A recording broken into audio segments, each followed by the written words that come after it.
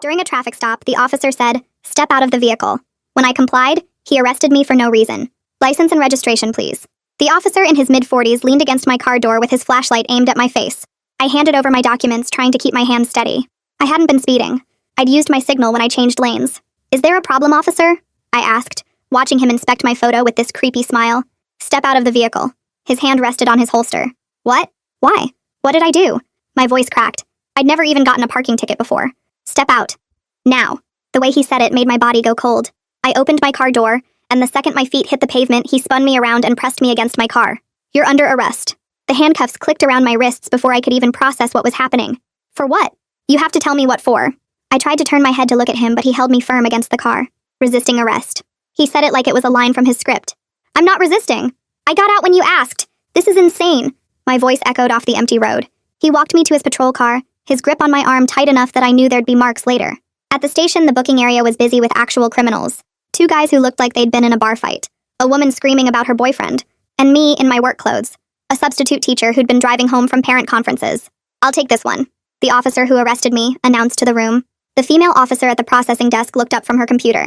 "Actually, I can handle her. You've been on shift for 12 hours already." His jaw tightened. I said, "I've got this one." His eyes were going manic. "But our protocol says female arrestees should be processed by female officers when available," she said again. He clenched his teeth at her. "And protocols are flexible." He tightened his grip on my arm. My blood ran cold instantly.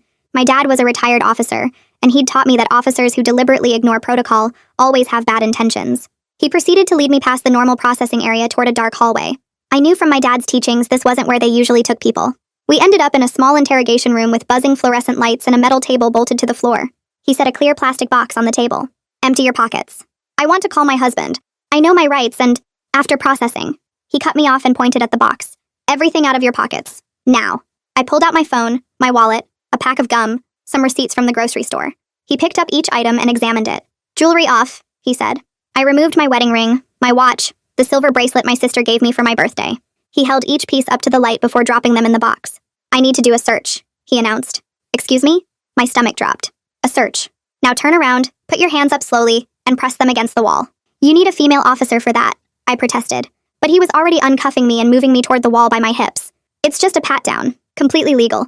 Unless you want to make this harder and add more charges?" His tone made it clear that wasn't really a question. I put my hands against the cold concrete wall. "Good job," he said slowly, making me shudder. He started working at my shoulders, patting down my arms and squeezing each time he made contact. His hands slowly moved to my sides, lingering around and under my chest and stomach for way too long. Then he examined the back pockets of my jeans twice. The first time, he moved his hands down slowly, not breaking contact with the back of my jeans.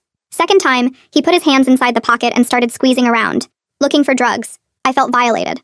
"Spread your feet," he instructed next. I felt sick but did it anyway. This fat sack of crap in his 40s started patting down the outside of my legs, then the insides of my thighs, gliding his hand over the denim jeans way slower than was necessary. He made me lift each foot so he could take my shoes off and check inside. Another officer walked past the open door, glanced in, and just kept walking. Nobody thought this was strange, apparently. The officer then took his finger and traveled it up my torso until he landed on my necklace. "Take that off. Please, it's not valuable. It was my mother's. She passed away last year and..." "Everything off means everything." His fingers were already reaching for it. His fingers undid it for me, and after slowly taking it off my neck, he opened the locket and stared at the picture of my 12-year-old daughter. "Pretty," he said. Then he looked closer. My daughter was wearing her school uniform in the picture, and he recognized it. "Now I know exactly where to find you," he said. Then he put the locket in his pocket. My eyes instantly shot open. "That locket goes in the box with everything else," I protested, my voice shaking with anger now. "Does it now?" He leaned against the table looking completely relaxed. "How do you know where it goes?" "Because that's the protocol. You put my property in that box, and I get it back when I'm released." "When you're released?" He nodded, sarcastically and slowly. "About that. Turns out there was a mistake." He walked to the door and opened it. I followed him back through the hallway to the booking area where the female officer looked up from her computer. He handed her a clipboard with some papers and she processed them without saying anything. 5 minutes later, I was standing outside the station with a citation paper in my hand that said I was charged with resisting arrest. My hands shook as I walked to my car in the parking lot. I got in and locked all the doors. The citation paper sat on the passenger seat with that stupid charge checked off. I tried to grip the steering wheel, but my hands were shaking too bad. 20 minutes passed while I just sat there. Every time I closed my eyes, I saw his finger on my daughter's picture. I heard his voice saying he knew exactly where to find me. My phone buzzed with a text from my husband asking where I was. I started the car and pulled out of the parking lot. The clock on my dashboard said it was almost midnight. I checked my rearview mirror every few seconds as I drove. A car behind me made the same turn I did. My heart started racing. I took a random right turn down a street I never use. The car kept going straight. I took 3 more random turns just to make sure nobody was following me. My hands were still shaking on the wheel. I kept checking the mirror. Every set of headlights behind me made my stomach drop. I finally pulled into my driveway at 12:15. My husband was waiting up. The living room lights were on. I walked in through the front door and he took one look at my face. He knew something terrible had happened. He knew it was more than just getting arrested. I started crying before I could even say anything. He held me for a minute while I tried to calm down enough to talk. Then I told him everything. I started with the traffic stop and how the officer's hand went to his gun. I told him about the handcuffs and the booking area and the female officer who tried to help. I described the interrogation room and the search that went on way too long. My voice shook when I got to the part about the locket. My husband's face went hard when I said the officer looked at our daughter's picture and recognized her school uniform. When I repeated what he said about knowing where to find us, my husband stood up fast. He wanted to get in the car right then and go to the station. He wanted to confront them and make them give back the locket. I grabbed his arm and begged him to wait. I told him we needed to think clearly and do this the right way. He was so angry his hands were in fists, but he sat back down. He looked at my wrists and saw the red marks from the handcuffs. He went to get his phone and started taking pictures. He photographed both wrists from different angles. Then he took pictures of the bruises forming on my arms where the officer had gripped me. The marks were already turning purple. My husband's jaw was tight the whole time, but his hands were gentle. After the photos, he got his laptop and opened a new document. We spent the rest of the night writing down everything I could remember. I gave him timestamps for when the traffic stop happened and when we got to the station.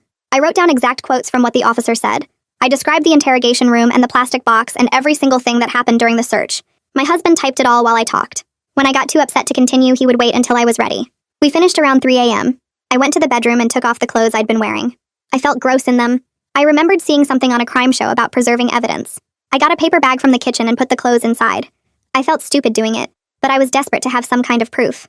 I folded the top of the bag closed and wrote the date on it. My husband and I barely slept. I kept waking up thinking I heard someone outside. The next morning I called my dad before my daughter woke up for school. His voice was warm when he answered, but it went cold and hard as I described what happened. I could hear him getting angrier with every detail. When I finished, there was silence for a few seconds. Then he told me the officer deliberately violated every protocol in the book.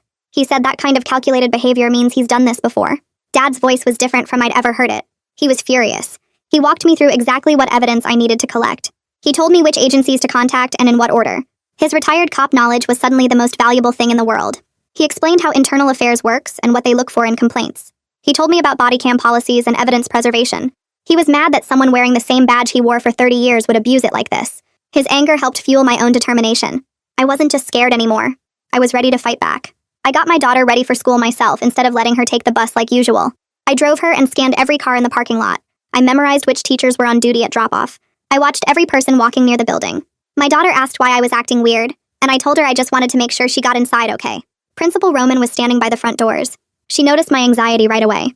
She asked if everything was okay. I told her we had a rough night and I'd explain later. She nodded and said to call her if I needed anything. After I watched my daughter go inside, my husband drove me to urgent care. A doctor came in and I explained what happened the night before. She was professional but gentle. She examined every mark and bruise and took detailed photographs with a medical camera. She wrote notes about the location and size of each injury. When she asked if I wanted a sexual assault exam, I almost broke down. I explained it didn't go that far. She nodded and finished documenting everything. She gave me copies of all the photos and her notes. Back home, my husband showed me what he'd been working on while I was at urgent care. He'd done 3 hours of research. He had tabs open about body cam policies and evidence preservation laws. He'd found the complaint procedures for internal affairs. He made a spreadsheet with contact information for internal affairs, the Civilian Oversight Board, and 3 different lawyers my dad had recommended. He'd organized everything by priority and deadline. I was amazed at how thorough he'd been. We sat down together and drafted a public records request.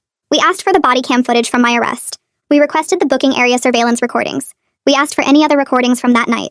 My husband read it over 5 times to make sure every word was exactly right. He checked the legal language against examples he'd found online. When he was satisfied it was perfect, we submitted it through the city's online portal. The system gave us a confirmation number. I saved it in 3 different places. For the first time since the traffic stop, I felt like maybe we had a chance at getting justice. That afternoon, my husband drove me to Arturo's office in a building near the courthouse. The waiting room had worn chairs and legal posters on the walls. A receptionist showed us to a small office where Arturo sat behind a desk covered in folders and papers. He stood up to shake our hands and gestured for us to sit. My dad had described him as someone who takes police misconduct cases seriously, and I could see why when he pulled out a yellow legal pad and started taking notes without any small talk. I walked him through everything that happened at the traffic stop and the station. He wrote constantly, but never interrupted me. When I got to the part about the locket and the thread about my daughter's school, his pen stopped moving and his jaw tightened. I described how other officers walked past the interrogation room and saw what was happening, but nobody said anything. Arturo put his pen down and leaned back in his chair. He explained that filing a formal complaint with Internal Affairs was the first step. His voice was steady but serious when he told me I needed to prepare myself for retaliation and intimidation. He'd seen departments close ranks around officers like this. The process could take months with no promise of justice at the end. Other officers might harass me or follow me around. The union would fight back hard. My husband reached over and squeezed my hand. I looked at Arturo and told him I was filing the complaint anyway. This officer would do it again to someone else if nobody stopped him. I couldn't live with myself knowing I had a chance to prevent that and didn't take it. Arturo nodded slowly and said he'd be with me every step of the way. For the first time since the traffic stop, I felt like maybe I wasn't completely powerless. We spent another hour going over what documents I needed and what questions Internal Affairs would probably ask. When we left his office, the sun was setting and my husband suggested we grab dinner. But I just wanted to go home. That evening, I was heating up leftovers when my phone rang with a number I didn't recognize. I almost didn't answer, but something made me pick up. A woman's voice said my name and then identified herself as Jolene Rivers, the female officer from the station. My hand gripped the phone tighter. She spoke carefully, saying she couldn't discuss an ongoing situation but wanted to make sure I was okay and knew my rights. I thanked her for trying to help me that night. There was a long pause on the line. Then she said some officers forget they're supposed to serve and protect everyone, not just use the badge for power. Her voice was quiet but firm. She hung up quickly after that. I stood in my kitchen holding the phone and realized she was risking something just by calling me. If anyone found out she contacted me, she could face trouble from other officers or her supervisor. My husband asked who called and I told him about Jolene. He said we needed to document everything, even phone calls like this. After dinner, we sat at the kitchen table with our daughter. My husband explained that we needed to make some new safety rules for school. We told her she had to use a code word if anyone ever approached her claiming to know us. The word we picked was butterfly, because it was something she'd remember. We explained that from now on, only me or my husband would pick her up from the school, and the office would check our IDs every time. If anyone else tried to take her, even someone in a police uniform, she should run back inside the school and tell a teacher. She looked confused and a little scared. We tried to frame it as extra safety steps after some confusing grown-up stuff happened. She asked if we were in trouble, and I told her no. We just wanted to be extra careful for a while. My husband showed her how to use the emergency call button on her phone that would dial both of us at once. She practiced it 3 times until we were satisfied she understood. I barely slept that night. Every time a car drove past our house, I jerked awake. When a branch scraped against the bedroom window, I sat up fast with my pulse racing. My husband held me and promised we were going to get through this. I could feel how tense his body was even though he was trying to stay calm for me. Around 3 in the morning, I got up and checked all the locks on the doors and windows. I looked out at the street to see if any cars were parked where they shouldn't be. Everything looked normal, but I didn't feel safe. I went back to bed, but just stared at the ceiling until the alarm went off. The next morning, I logged into the city's Internal Affairs website. I uploaded copies of all my documentation, the medical records from urgent care, the photos of my bruises, and the timeline my husband and I had written. I attached the urgent care doctor's notes about each injury. The system made me check boxes confirming I understood filing a false complaint was a crime. I checked every box and hit submit. A confirmation page appeared with a case number. I wrote it down in 3 different places. I texted Arturo a screenshot of the confirmation. He replied right away saying this was good because now they had to investigate. The case was officially in the system and they couldn't ignore it. Around noon, I was folding laundry when my phone rang. The school secretary's voice sounded worried. She told me someone had called the office that morning asking detailed questions about my daughter's schedule and pickup procedures. The person claimed to be verifying information for school records, but the secretary thought the questions were strange. She wanted me to know right away. My hands started shaking. I grabbed my keys and told my husband I was going to the school. I drove there in 12 minutes and parked in the fire lane. The secretary buzzed me into the office immediately. I asked exactly what questions the caller asked. She said they wanted to know what time my daughter's classes ended, which door she used to leave, whether she took the bus or got picked up, and if there were any adults authorized to pick her up besides parents. The secretary said the voice sounded like a man, but she couldn't be sure. I asked to see the principal right away. The secretary led me down the hall to Principal Roman's office. She was reviewing papers at her desk, but stood up when she saw my face. I closed the door behind me and explained that someone was asking suspicious questions about my daughter, and I needed to update the school's security procedures immediately. Principal Roman listened carefully without interrupting. She pulled up my daughter's file on her computer and started adding flags. She typed in special instructions that only me or my husband could pick up my daughter, with photo ID verification required every single time, no exceptions. She marked the file so any staff member who pulled it up would see the alerts first thing. She set up a note that my daughter should not be released to anyone claiming to be a police officer, unless I was physically present to confirm it. When she finished, she looked at me and said she trusted my judgment and they would keep my daughter safe. She didn't ask for details about why I needed these measures. She just made it happen.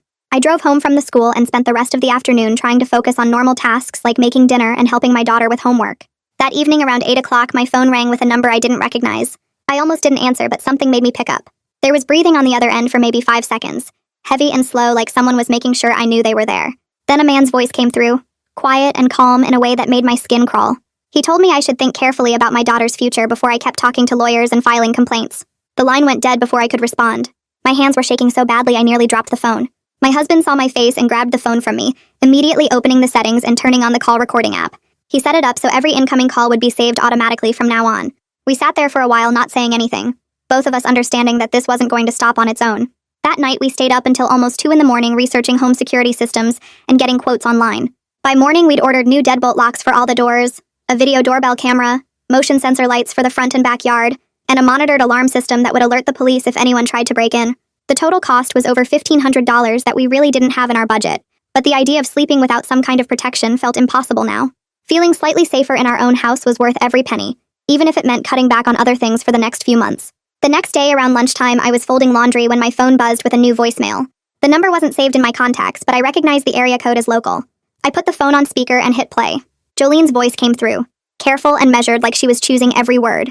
She talked about patterns of behavior she'd observed over her 3 years at the department, never naming names or giving specific examples, but making it clear she'd seen things that bothered her. She said if I was working with a lawyer, he should request personnel files going back at least 5 years because sometimes the full picture only becomes clear when you see everything together. The voicemail ended with her saying she hoped I was doing okay, and to take care of myself. I played it 3 times, then forwarded it to Arturo with a text explaining who she was. He called me back within 20 minutes. His voice had this energy to it like he just found something important. He explained that personnel files could show a pattern of complaints and disciplinary actions, and patterns were exactly what we needed to prove this wasn't just one bad interaction. That same afternoon, Arturo sent formal evidence preservation letters to the police department, the city attorney's office, and the IT contractor who managed their digital systems. The letters demanded they preserve all body cam footage, surveillance recordings, and digital logs from the night of my arrest. He explained to me over the phone that these letters created a legal obligation, so if anything disappeared after this point, they couldn't claim it was an accident or routine deletion. The letters went out by certified mail, so we'd have proof they received them, and when. 5 days after I submitted my complaint, I got an email from Internal Affairs. My stomach dropped when I saw the sender's name. I opened it standing in my kitchen with my laptop on the counter. The email was short and formal, stating that the officer's body cam had experienced a technical malfunction that night, and no footage was available from his camera. They were very sorry for the inconvenience. I read it twice, then called Arturo immediately. He wasn't surprised at all. He said this was exactly the kind of convenient excuse that made these cases almost impossible to prove, and he'd seen it happen before in other departments. But his voice also had this determined edge to it. He told me not to panic because we weren't done yet. The next morning, Arturo filed a motion with the court demanding the maintenance records for that specific body cam. He wanted to know when it was last serviced, if there were any previous malfunction reports, and why it supposedly failed on this particular night.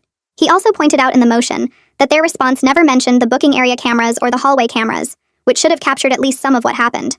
He was turning into a bulldog about this whole thing, pushing back on every excuse and demanding answers to every gap in their story. His determination helped me stay focused instead of giving up, which I'd been tempted to do more than once already. 3 days later, a letter arrived from the city attorney's office on official letterhead. My husband brought in the mail and handed it to me with a worried look. I opened it expecting more bad news, but Arturo had prepared me for this. The letter acknowledged they were placing a litigation hold on all evidence related to my case, meaning nobody in the department or city government was allowed to delete, destroy, or alter anything connected to my arrest. Arturo called that evening after I texted him a photo of the letter. He actually sounded pleased. He explained this was good news because it meant they were taking the threat of a lawsuit seriously enough to preserve everything. It also meant that if something did disappear now, we could argue they did it deliberately despite the litigation hold, which would look terrible for them in court. 2 weeks after my arrest, I started noticing a dark blue sedan behind me when I drove places. The first time was when I left the grocery store. The second time was the next day when I picked up my daughter from the school. The third time was that same afternoon when I drove to the post office. The car always stayed back a few car lengths, never getting too close but making the same turns I made. On the third day, I managed to get a partial plate number by slowing down at a red light and checking my rearview mirror. I wrote it down as soon as I parked, then called my dad. He had a friend who still worked in records who could run plates quietly. Within an hour, Dad called me back. The sedan was a personal vehicle registered to someone who worked at the police department. He wouldn't tell me the name over the phone but said I should document every time I saw that car and write down the date, time, and location. I started keeping a notebook in my car just for this purpose. That same week, a court date notice arrived in the mail for my resisting arrest charge. The hearing was scheduled for 3 weeks out.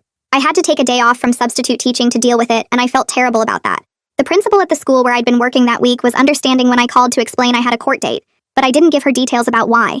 I felt ashamed that my colleagues might find out what happened, even though I knew logically I hadn't done anything wrong. The guilt about leaving my students for a day mixed with the shame about the charge itself, and I spent that evening feeling like my whole professional reputation was at risk over something completely fake. Arturo called me within 2 hours of me texting him about the court notice. He told me not to worry, and that he'd handle it. The next morning, he contacted the DA's office directly and negotiated a continuance. He argued that prosecuting me while I had an active internal affairs complaint created a conflict of interest, Since the same department that arrested me was also supposed to be investigating whether that arrest was proper, the DA apparently agreed pretty quickly. Arturo called me that afternoon to say they'd postponed the hearing for 60 days, which gave us time to build our defense and see what came out of the internal affairs investigation. He sounded satisfied with how that went, and I felt a small bit of relief knowing I had 2 more months before I had to stand in front of a judge and defend myself against charges that shouldn't exist in the first place. That night, my husband started researching media contacts while I was putting our daughter to bed. I came downstairs to find him with his laptop open to the local news station's website, his finger hovering over the contact form. He looked up at me with this determined expression I'd never seen before. He said we should tell everyone what happened, post it on Facebook, contact the newspapers, make sure the whole city knew what kind of cop was out there. I felt my stomach drop because the idea of going public made everything feel more real and dangerous. We sat at the kitchen table and I tried to explain that making noise might make things worse, that the officer already knew where our daughter went to the school, that we needed to be careful. My husband's voice got louder as he argued that staying quiet was exactly what corrupt cops counted on, that silence protected them while we suffered. I raised my voice back, something I almost never do, saying I was the one who got violated and I got to decide how we handled it. He stood up from the table and paced the kitchen, running his hands through his hair. I started crying because we'd never fought like this before, both of us scared and frustrated and not knowing the right answer. He came back and sat down, taking my hands, apologizing for pushing when I was already dealing with so much. We agreed to call Arturo in the morning and get his advice before making any decisions about going public. Arturo called us back within an hour of my message the next day. He said going public before the internal affairs interview would be a mistake because we didn't know yet what the department already knew or what evidence they had. He explained that media attention could actually hurt our case by making it look like we were trying to pressure the investigation instead of letting it run its course. He also warned that reporters would want to interview our daughter, take photos of our house, and dig into every part of our lives. My husband asked if we should just stay silent forever then, his voice tight with anger. Arturo said no, just wait until after the interview so we had more information and could control the narrative better. He reminded us that the department would use anything we said publicly against us, twisting our words to make me look like I was lying or seeking attention. I agreed to wait even though part of me wanted to scream the truth from every rooftop. 2 days later, my phone rang from a number I didn't recognize. I almost didn't answer, but something made me pick up. The woman on the other end introduced herself as Layla Sasaki, a reporter who covered police accountability for the local paper. She said someone had tipped her off about my internal affairs complaint, and she wanted to do an on-record interview about what happened. My heart started racing, and I asked how she got my number and who told her about the complaint. She said she couldn't reveal her source, but that this kind of story mattered for public safety and accountability. I stood in my kitchen gripping the phone, torn between wanting everyone to know what that officer did and being terrified of putting my daughter in more danger. Layla's voice was calm and respectful as she explained she understood this was difficult, but that my story could help other women who might be going through similar situations. I told her I needed time to think about it and talk to my lawyer. She said she understood and gave me her direct number, asking me to call back within the next few days. I called Arturo immediately after hanging up with Layla. He asked if I'd said anything on the record and seemed relieved when I said no. He told me I could decline the interview, but that I shouldn't lie or deny the basic facts if asked directly. The next morning, Layla called again, and I told her I couldn't do an on-record interview right now, but that I wasn't denying the complaint existed. She thanked me for my honesty and said she'd be filing public records requests for the complaint documents and any related materials. She promised to be respectful of my privacy while still covering the story, because it mattered beyond just my individual case. I appreciated that she wasn't pushy, but I still felt exposed knowing a reporter was digging into everything. The email from Internal Affairs arrived exactly 3 weeks after my arrest. The investigator Gary LeBlanc wanted to schedule my interview for the following week at the station. I stared at the email for 10 minutes before calling Arturo, my hands shaking. He said this was good, that it meant they were taking the complaint seriously enough to move forward. We scheduled 3 different preparation sessions over the next week, meeting at his office each time to go through every possible question. Arturo played the role of hostile investigator, interrupting me with skeptical questions about my timeline and memory. He asked why I didn't scream louder, why I didn't fight harder, why I waited to file the complaint. Each practice session left me exhausted and angry, but also more prepared. We went over the documentation again and again until I could recite dates and times without checking my notes. Arturo warned me that they'd try to find any tiny inconsistency to use against me, that I needed to stay calm and factual no matter how aggressive their questions got. The night before the interview, I couldn't sleep. I lay in bed staring at the ceiling, my chest getting tighter and tighter. Around 2 in the morning, I sat up gasping, convinced I was having a heart attack. Sharp pains shot through my chest and down my left arm. I couldn't catch my breath no matter how hard I tried. My husband woke up and immediately started getting dressed, saying we were going to the emergency room. I tried to tell him I was fine, but I couldn't get enough air to form words. He helped me to the car and drove to the hospital with his hazard lights on. The ER doctor ran tests and hooked me up to monitors, then came back an hour later to say my heart was fine. She explained I'd had a panic attack, that the symptoms felt exactly like a heart attack but were caused by extreme anxiety. She gave me information about trauma counseling and breathing exercises, suggesting I talk to someone before the stress caused more physical problems. I felt embarrassed that my body had betrayed me like this, but the doctor was kind and said panic attacks were common in people dealing with what she called institutional trauma. The internal affairs interview took place in a small conference room on the second floor of the station. Walking back into that building made my skin crawl. Gary LeBlanc was already there with his supervisor, whose name I didn't catch. Arturo arrived right after me and we sat down across the table from them. Gary started explaining the process when the door opened and another man walked in. He introduced himself as Riker Boyd, the union representative for Gerald. My stomach dropped because I thought this was supposed to be a fact-finding investigation, not some kind of trial. Arturo's jaw tightened, but he didn't object, just made a note on his legal pad. The whole atmosphere changed with Riker there, everything feeling hostile and adversarial instead of like they actually wanted to know the truth. Gary asked me to walk through everything that happened from the traffic stop to my release. I kept my voice steady and factual, describing each event in chronological order. When I got to the part about the search, Riker interrupted asking how I could remember exact details from a stressful situation. Arturo cut in saying that trauma actually enhances memory of certain details, and that my account was consistent with the written statement I'd filed. Riker kept interrupting with questions about whether I'd been drinking, whether I had any history of making false accusations, whether I understood that filing a false complaint was itself a crime. Each question felt designed to make me doubt myself, or get angry enough to say something they could use against me. Gary's supervisor mostly stayed quiet, just watching and taking notes. I could tell they were looking for any inconsistency, any crack in my story they could exploit. Arturo shut down the most aggressive questions, reminding them this was supposed to be an investigation, not an interrogation of the victim. 2 days after my interview, Arturo called to say Jolene had submitted a written statement to Internal Affairs. He'd gotten a copy through his records request. She'd been very careful in how she worded everything, not directly accusing Gerald of wrongdoing, but documenting exactly what she observed. Her statement described how she'd offered to process me according to protocol, how Gerald had insisted on handling it himself despite her objection, and how he'd taken me to an area that wasn't normally used for booking. She noted the time, who else was present, and the exact words of their exchange. Her statement didn't say Gerald did anything wrong in that interrogation room because she wasn't there to see it, but it proved that proper procedures hadn't been followed. Arturo said this was huge because it corroborated my account that something unusual had happened that night. The department's response came by certified mail 3 days later. They were filing a countercomplaint against me for making false statements in an official complaint. The letter claimed I'd fabricated the allegations to avoid responsibility for my arrest, that I was slandering a decorated officer, and that making false statements to Internal Affairs was a crime. My hands shook reading it. The same day, a letter arrived from the police union's legal team threatening to sue me personally for defamation if I continued spreading what they called lies about Gerald. They demanded I retract my complaint immediately and issue a public apology. I called Arturo in a panic, and he said this was pure intimidation, that departments and unions always tried this tactic to scare complainants into backing down. He told me we weren't backing down, that their aggressive response actually suggested they were worried about what the investigation might find. The next day, I sat in Melanie Schaffer's office, a small room with soft lighting and a couch that was probably supposed to feel comfortable, but just made me more aware of how wrong everything was. She asked me to start from the beginning, and I made it through describing the traffic stop and the booking area before my voice started shaking. When I got to the part about the locket and his threat about my daughter, I couldn't hold it together anymore and just started crying. Melanie handed me tissues and waited, not rushing me or looking uncomfortable with my breakdown. She said my body was having normal reactions to an abnormal violation, that the fear and hypervigilance and panic attacks were all expected responses to what happened. Somehow hearing that I wasn't broken or crazy helped more than I expected.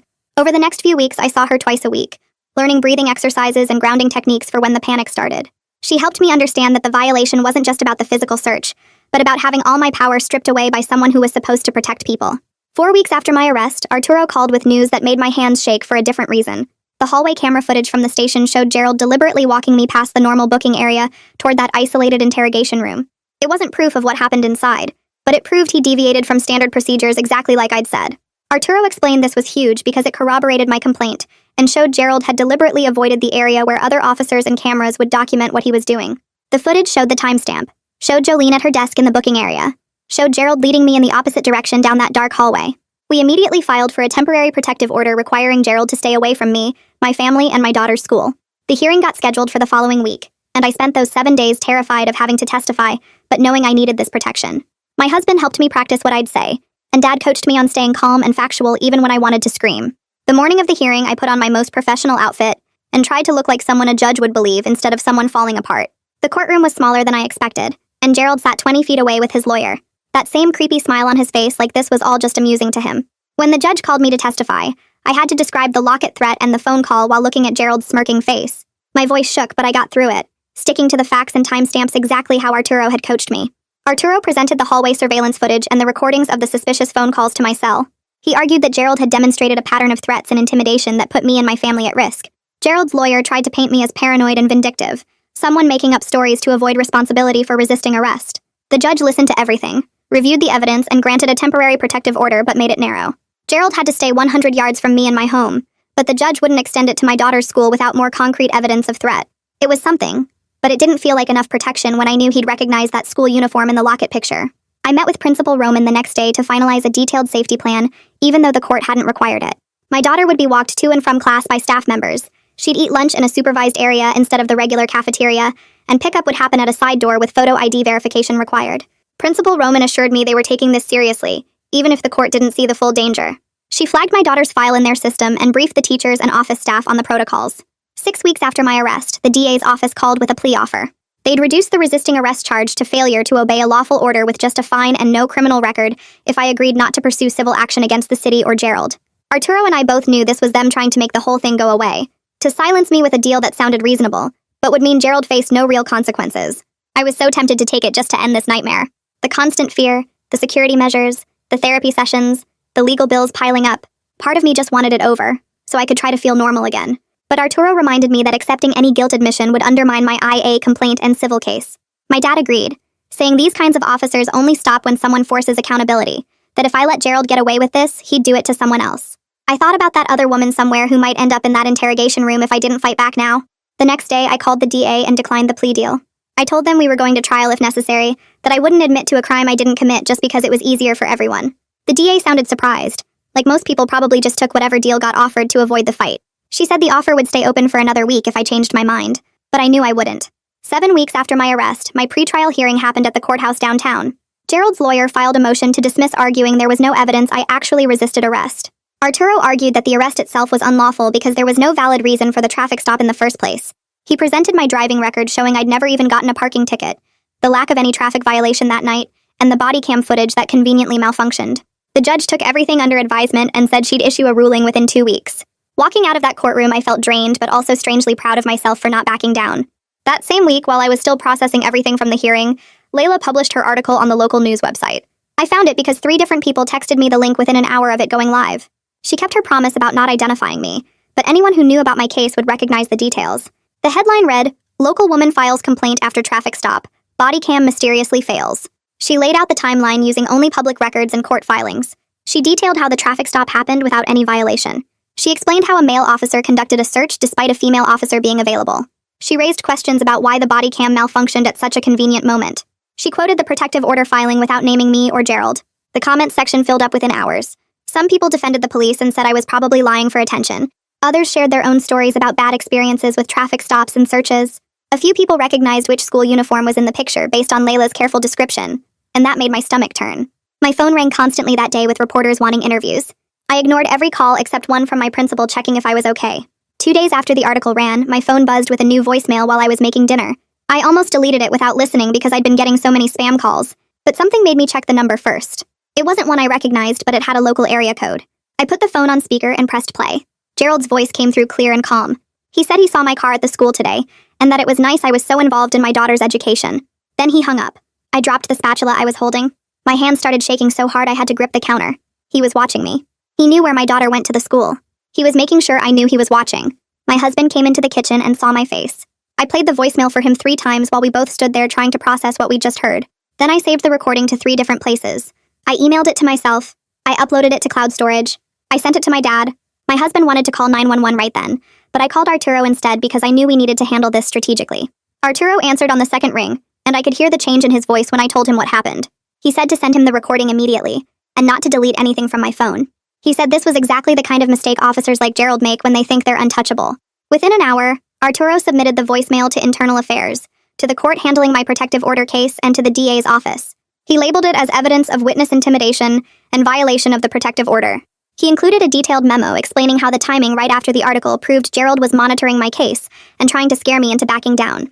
48 hours later, Gerald's supervisor placed him on administrative leave pending investigation. Arturo got the notification through his contacts at the department and called me immediately with the news. I cried on the phone with relief and fear mixed together. Relief because Gerald wouldn't be out on patrol where he could accidentally run into me. Fear because now he'd be angry and have even more time to focus on me. The next day, Gary from Internal Affairs contacted Arturo requesting Gerald's complete personnel file. Arturo told me this was huge because it meant they were finally taking the investigation seriously enough to look at the bigger picture. When the file came through, it showed a pattern that made me sick. 15 complaints over 8 years about inappropriate conduct during searches and traffic stops. Most involved women. Most were dismissed after brief investigations. A few resulted in written warnings or mandatory retraining. But the pattern was right there in black and white if anyone had bothered to look. 3 women complained about unnecessarily long searches. 2 complained about comments he made during traffic stops. 1 complained about him showing up at her workplace days after a ticket. All of them were told there wasn't enough evidence or that the officer's account was more credible. 8 weeks after my arrest, I sat in the same courthouse for what I hoped would be my last hearing on the criminal charge. The judge reviewed all the evidence Arturo had submitted. She reviewed the lack of any traffic violation. She reviewed the body cam malfunction. She reviewed the protocol violations. She reviewed the threatening voicemail. Then she dismissed the resisting arrest charge entirely. She said the traffic stop lacked reasonable suspicion, and therefore everything that followed was unlawful. I heard the words but couldn't quite process them at first. My husband grabbed my hand. Arturo smiled for the first time since I'd met him. We walked out into the courthouse hallway and I just started crying. My husband held me while people walked past staring. I felt vindicated but also completely exhausted. The weight of 8 weeks of fear and stress and constant vigilance came crashing down all at once. That same afternoon, the police department issued a press release announcing a comprehensive policy review of search procedures and body cam protocols. Arturo called it damage control and warned me not to expect real culture change. He said departments announce policy reviews all the time when they get bad press, but actual implementation is rare. Still, it was acknowledgement that something went wrong. It was the department admitting publicly that their procedures needed examination. The next week, Arturo filed a formal notice of claim against the city. He explained this was the legal step required before we could file an actual lawsuit. The notice demanded compensation for violation of my civil rights and the trauma Gerald inflicted. It detailed every protocol violation, every threatening action, every moment of fear my family experienced. The city had 90 days to respond before we could move forward with court action. At home, the stress started affecting my marriage in ways I didn't expect. My husband felt helpless because he couldn't fix what happened or make me feel safe again. I felt guilty for putting our family through this nightmare. We'd always been good at talking through problems, but this was different. One night after our daughter went to bed, we sat at the kitchen table and had an honest conversation about how we were both struggling. He admitted he'd been having trouble sleeping because he kept replaying that night and wishing he'd been there. I admitted I sometimes resented that he got to feel angry while I had to stay strategic and controlled. We decided to start having weekly check-ins where we could talk about how we were really doing, instead of just pushing through. A few days later, a letter arrived from Gerald's lawyer. It suggested I was mentally unstable and had fabricated everything for attention. It claimed I had a history of making false accusations. It threatened to expose my pattern of behavior if I continued pursuing action against Gerald. My hands shook reading it, but Arturo's response was swift. He sent a cease and desist letter reminding them we had documentation of everything. We had medical records, we had witness statements, we had recordings. We had Gerald's own voice on my voicemail threatening my daughter's safety. He warned them that continued harassment would only strengthen our case. That weekend, my dad suggested we temporarily relocate to his house across town until things settled down. At first I refused because it felt like letting Gerald win, but my dad pointed out that protecting my daughter mattered more than pride. My husband agreed after thinking it through. We packed up essentials that Sunday afternoon. Clothes for a few weeks, school supplies, my daughter's favorite stuffed animals. I felt sick putting everything in boxes, like we were running away. But every time I hesitated, I thought about that voicemail, and Gerald knowing exactly where to find us. My dad's spare bedroom barely fits the queen bed and my daughter's air mattress on the floor. Our suitcases line the walls and her stuffed animals crowd the dresser. The bathroom has one sink and we all share it.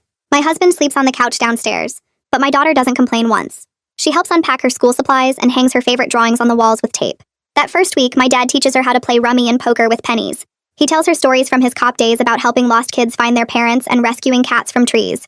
The good stuff that reminds her police work can be about protecting people. She laughs at his jokes and asks him questions about his old cases.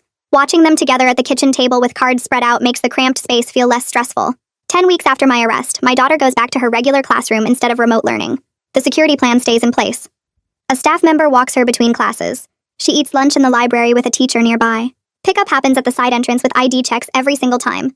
I watch her carefully for signs that everything is too much. Bad dreams or stomach aches or not wanting to go to the school. But she seems okay.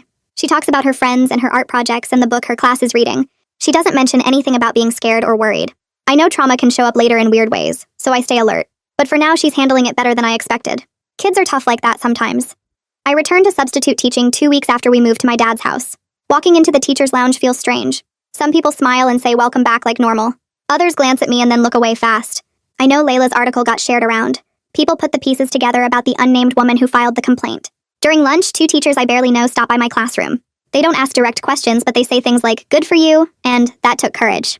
Principal Roman pulls me aside after school and walks me to her office. She closes the door and tells me she read everything.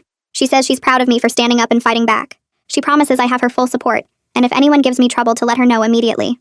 Her words make my eyes water, but I hold it together until I get to my car. One afternoon, I'm driving past the police station to pick up my daughter from the school. I spot Gerald standing near the side entrance in regular clothes, jeans and a black jacket instead of his uniform. My heart starts racing so fast I think I might pass out. My hands grip the steering wheel and I force myself to keep driving normal speed. He doesn't look my way. He's talking to another officer and laughing about something. But seeing him there in person after weeks of just thinking about him makes everything feel real and scary again. That night at my therapy session with Melanie, I tell her about it. She explains that always feeling on guard and watching for danger is a normal response to what happened. She says it's called being extra alert, and it will get better slowly as I start feeling safer again. She teaches me breathing exercises to use when my heart races like that. The protective order hearing happens at 12 weeks. Arturo and I sit at a table in front of the judge. Gerald sits on the other side with his lawyer. The judge reviews all the evidence again. The voicemail recording where Gerald mentioned seeing my car at the school. The internal affairs investigation findings that show a pattern of complaints about his behavior. The booking area footage that proves he violated protocol. Arturo argues that Gerald's actions show he's still a threat to my family. His lawyer claims the voicemail was taken out of context, and Gerald was just making conversation. The judge doesn't buy it. She grants a full 1-year protective order. Gerald has to stay 100 yards away from me, my home, and my daughter's school. His face goes red when the judge announces her decision. I feel my shoulders relax for the first time in weeks.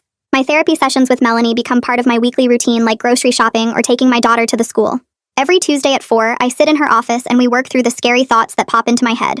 She teaches me tools for managing the anxiety, counting backwards from 100, focusing on 5 things I can see and 4 things I can touch, writing down the thoughts instead of letting them spin around in my brain. I start doing meditation every morning before everyone else wakes up. Just 10 minutes of sitting quiet and breathing.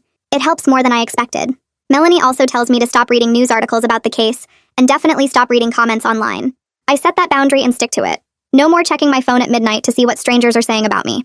3 months after my arrest, a registered mail notice shows up at my dad's house.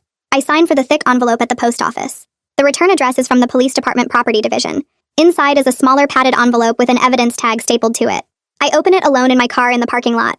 My mother's locket falls into my palm. The chain is tangled and the clasp is bent, but it's here. I open the locket and see my daughter's picture still inside. The same picture Gerald stared at and used to threaten me.